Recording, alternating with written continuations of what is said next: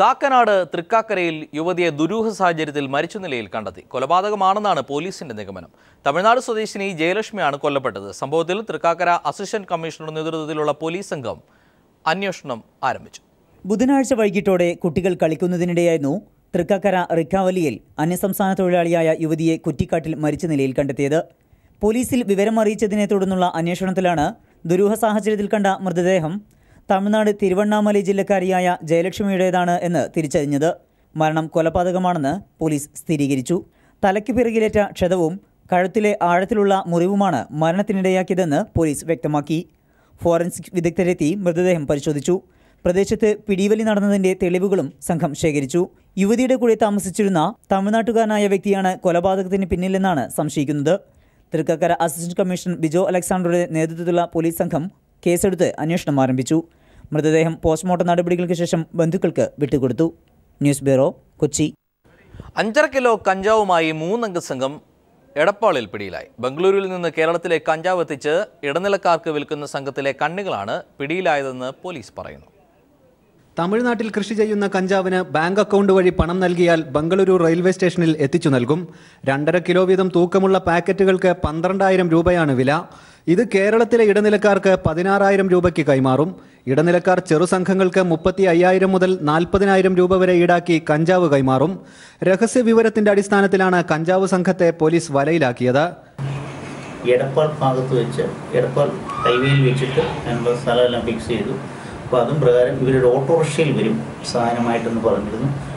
ഈ പയ്യൻ ഞങ്ങളും അവിടെ ഒരു കാറിൽ വെയിറ്റ് ചെയ്തു. ഇവർ ഈ ഓട്ടോറിക്ഷയിൽ ഈ കാരിയർ 2 പേർ ഇബ്രാഹിം കുട്ടി ആലിയാസ് കുഞ്ഞ്, ഷെരീഫ് എന്ന് പറയുന്ന ഇവർ 2 പേരും. ഈ Ibrahim Kutty കാടാമ്പുഴയുള്ളതാണ്.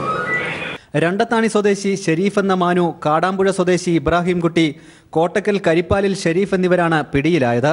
Ponnani CI D Radhakrishna Pillai, Changaramkulam SI Saseendran മേലയിൽ എന്നിവരുടെ നേതൃത്വത്തിലാണ് കഞ്ചാവ് കടത്ത് സംഘത്തെ അറസ്റ്റ് ചെയ്തത്.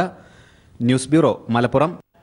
കോഴിക്കോട് മെഡിക്കൽ കോളേജിൽ യൂണിയന്റെ നേതൃത്വത്തിൽ സംഘടനാ സ്വാതന്ത്ര്യം നിഷേധിക്കുന്നതായി SFIയുടെ പരാതി. കഴിഞ്ഞ ദിവസം SFI പ്രവർത്തകരെ കോളേജ് യൂണിയൻ ഭാരവാഹികളുടെ നേതൃത്വത്തിൽ മാരകായുധങ്ങൾ ഉപയോഗിച്ച് ആക്രമിച്ചിരുന്നു. ഗുരുതരമായി പരിക്കേറ്റ 2 SFI പ്രവർത്തകർ ഇപ്പോഴും മെഡിക്കൽ കോളേജ് ആശുപത്രിയിൽ ചികിത്സയിലാണ്. കോഴിക്കോട് മെഡിക്കൽ കോളേജിൽ കഴിഞ്ഞ തിങ്കളാഴ്ചയാണ് മാരകായുധങ്ങൾ ഉപയോഗിച്ച് കോളേജ് യൂണിയൻ ഭാരവാഹികൾ SFI പ്രവർത്തകർക്ക് നേരെ ആക്രമണം അഴിച്ചുവിട്ടത്. ഇൻഡിപെൻഡൻസ് എന്ന പേരിൽ പ്രവർത്തിക്കുന്ന സംഘടനയാണ് നിലവിൽ കോഴിക്കോട് മെഡിക്കൽ കോളേജിലെ വിദ്യാർത്ഥി യൂണിയൻ ഭരിക്കുന്നത്. വിദ്യാർത്ഥികൾ നേരിടുന്ന പ്രശ്നങ്ങളിൽ SFI സജീവമായി ഇടപെട്ടു തുടങ്ങിയതിനെ തുടർന്ന് SFI പ്രവർത്തകരെ നിരവധി തവണ യൂണിയൻ ഭാരവാഹികളുടെ നേതൃത്വത്തിൽ ഭീഷണിപ്പെടുത്തിയിരുന്നു. ഇതിന്റെ തുടർച്ചയായാണ് ആക്രമണം നടന്നതെന്നും ഇൻഡിപെൻഡൻസ് പ്രവർത്തകർക്കും കോളേജ് യൂണിയനും തീവ്രവാദ സംഘടനകളുടെ സഹായം ലഭിക്കുന്നതായി സംശയമുണ്ടെന്നും SFI പ്രവർത്തകർ വാർത്താസമ്മേളനത്തിൽ പറഞ്ഞു. പുറമേ നിന്നുള്ള തീവ്രവാദ സ്വഭാവമുള്ള പല സപ്പോർട്ടുകളും അവർക്ക് ആയുധങ്ങൾ എത്തുന്നുണ്ട്, അവർക്ക് പണം എത്തുന്നുണ്ട്. ഇത്രയും സപ്പോർട്ടോട് അവർക്ക് രാഷ്ട്രീയ പിൻബലം വരുന്നുണ്ട്. നമ്മുടെ വിദ്യാർത്ഥികളെ കള്ളക്കേസിൽ കുടുക്കി അവരെ ജയിലിൽ അടച്ചുകൊണ്ടിരിക്കുകയാണ്. കോളേജിനുള്ളിൽ മാത്രം ഒതുങ്ങി നിൽക്കുന്ന ഒരു സംഘടനയ്ക്ക് സാധിക്കുന്ന ഒരു കാര്യമല്ല ഇവിടെ നടന്നുകൊണ്ടിരിക്കുന്നത്. ശക്തമായ പിൻബലം അവർക്ക് എവിടുന്നോ കിട്ടുന്നുണ്ട്. ഇതൊക്കെ സമയാസമയങ്ങളിൽ അന്വേഷിച്ചിരുന്നെങ്കിൽ ഇതുപോലെ വിദ്യാർത്ഥികൾക്ക്, മെഡിക്കൽ വിദ്യാർത്ഥികൾക്ക് നേരെയാണ് ഇങ്ങനെ ഒരു സംഭവം ഉണ്ടായിരിക്കുന്നത്. 3ാം വർഷ പരീക്ഷ കഴിഞ്ഞ് പുറത്തിറങ്ങുന്നതിനിടെ പരീക്ഷാ ഹാളിന് പുറത്തുവെച്ച് മാരകായുധങ്ങളുമായി നടത്തിയ ആക്രമണത്തിൽ പരിക്കേറ്റ SFI പ്രവർത്തകർ ഇപ്പോഴും മെഡിക്കൽ കോളേജ് ആശുപത്രിയിൽ ചികിത്സയിലാണ്. സംഭവത്തിൽ SFI പ്രവർത്തകർക്കെതിരെ കള്ളക്കേസെടുത്ത് അന്വേഷണം അട്ടിമറിക്കാൻ ശ്രമിച്ചതിൽ പ്രതിഷേധിച്ച് കഴിഞ്ഞ ദിവസം SFI DYFI പ്രവർത്തകർ മെഡിക്കൽ കോളേജ് പോലീസ് സ്റ്റേഷൻ ഉപരോധിച്ചിരുന്നു. സംഭവവുമായി ബന്ധപ്പെട്ട് നിലവിൽ 2 ഇൻഡിപെൻഡൻസ് പ്രവർത്തകരെയാണ് പോലീസ് അറസ്റ്റ് ചെയ്തത്. അക്രമ സംഭവങ്ങളിൽ നേരിട്ട് പങ്കെടുത്ത യൂണിയൻ ഭാരവാഹികൾ ഉൾപ്പെടെയുള്ളവർ ഒളിവിലാണ്. മെഡിക്കൽ കോളേജിലെ ഫോറൻസിക് വിഭാഗം മേധാവിയുടെ നേതൃത്വത്തിലും അന്വേഷണം നടക്കുന്നുണ്ട്. മെഡിക്കൽ കോളേജിലെ സമാധാനാന്തരീക്ഷം തകർത്തവർക്കെതിരെ നടപടിയെടുത്തില്ലെങ്കിൽ വിദ്യാർത്ഥികളെ അണിനിരത്തി ശക്തമായ പ്രക്ഷോഭം സംഘടിപ്പിക്കാനാണ് SFIയുടെ തീരുമാനം. News bureau, Kozhikode. Chennai metro train യാത്രയ്ക്കിടെ DMK നേതാവ് MK സ്റ്റാലിൻ സഹയാത്രികനെ മർദ്ദിച്ചു. പ്രകോപനമില്ലാതെയാണ് സ്റ്റാലിൻ യാത്രക്കാരനെ മർദ്ദിച്ചതെന്ന് ദൃക്സാക്ഷികൾ പറയുന്നു. സംഭവത്തിന്റെ വീഡിയോ പുറത്തുവന്നു.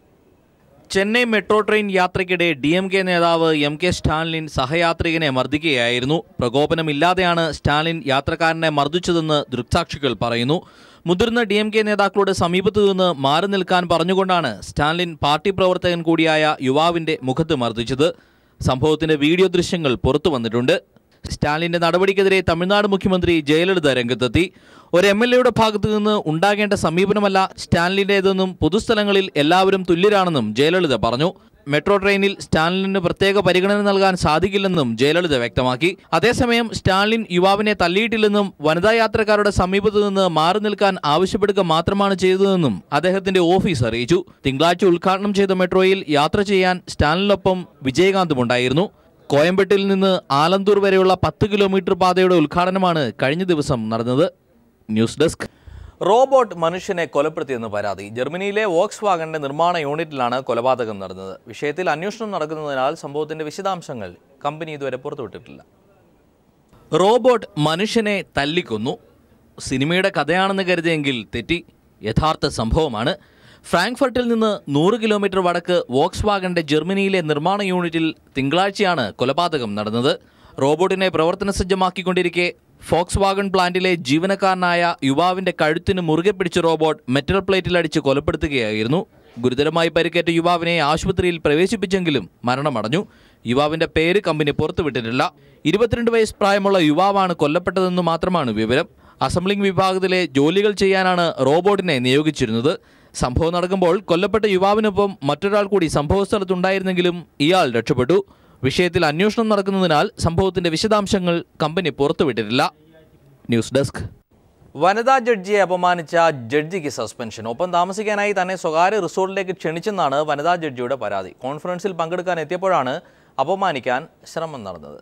കോൺഫറൻസിനിടെ വനിതാ ജഡ്ജിയെ അപമാനിച്ച ജഡ്ജിക്കാണ് സസ്പെൻഷൻ ലഭ്യമായത്. ഹിമാചൽ പ്രദേശിലെ സീനിയർ ഡിവിഷൻ സിവിൽ ജഡ്ജിയും ചീഫ് ജുഡീഷ്യൽ മജിസ്ട്രേറ്റുമാണ് നടപടിക്ക് വിധേയനായത്.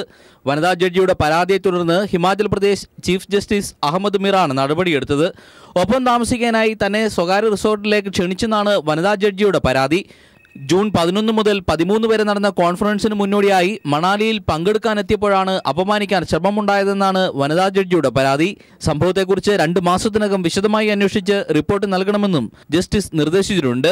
ഇന്ത്യൻ ചീഫ് ജസ്റ്റിസും വിവിധ ഹൈക്കോടതി ചീഫ് ജസ്റ്റിസുമാരും മുതിർന്ന ജഡ്ജിമാരും പങ്കെടുത്ത കോൺഫറൻസിലാണ് സംഭവം. മണാലിയിലെ ഹോട്ടൽ അംബാസിഡറിലായിരുന്നു കോൺഫറൻസ്. മയക്കുമരുന്നുകളുടെ രാജ്യത്തെ വ്യാപനമുയർത്തുന്ന വെല്ലുവിളികളും അത് പരിഹരിക്കാനുള്ള നിയമപരമായ വഴികളുമായിരുന്നു ചർച്ചാ വിഷയം.